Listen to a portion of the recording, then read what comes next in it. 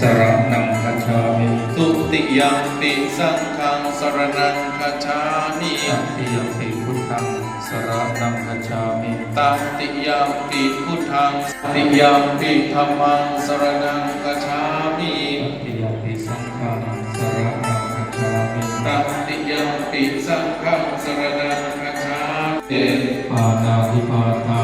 เวรมณีสิกขาปะทังสมาธิยามิปานาติปาตา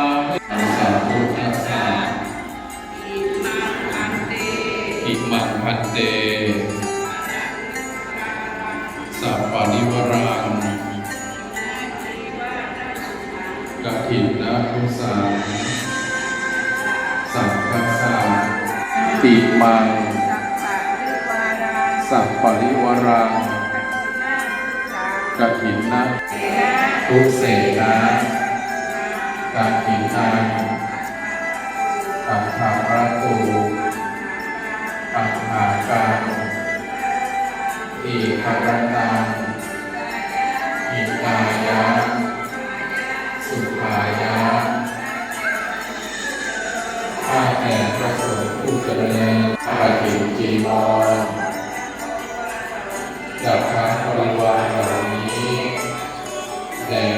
ท่านนำแล้วได้โปรดการกฐินด้วยผ้านี้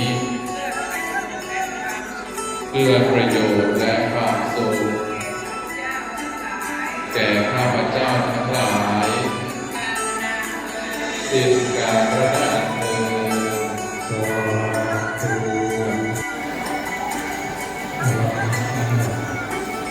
นั่งประเภทนี้คือ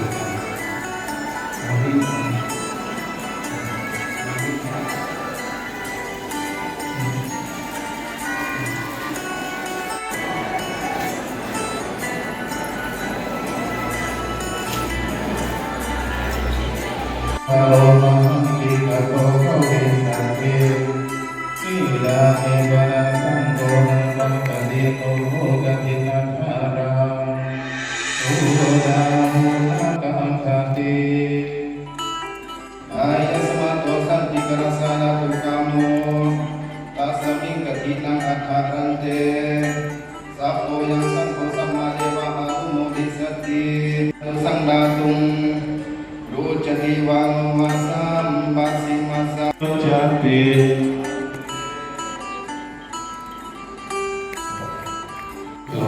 ท่านเจ้าบัญชีหรือว่าผู้ที่ดูแลเรื่องเกี่ยวกับปัจจัยด้วยถ้ามียอดเราจะได้ประกาศในวันการในงานโยมมาถวายเสร็จส่วนที่ปัจจัยก็เอาไปถวายงานนั้นมีที่ของสงฆ์ถวายเลยลูกตักเลยไปนับหนึ่งหรือว่ามียอดแล้วก็แจกคุณบัวพาคุณดูเหนียวจะมาจากเซเว่นรบกวนช่วยเช็คยอดปัจจัยในข้อมูลจะได้ต่อยอดมีแจ้งยอดอะไรก็จะได้ต่อยอดแจ้ง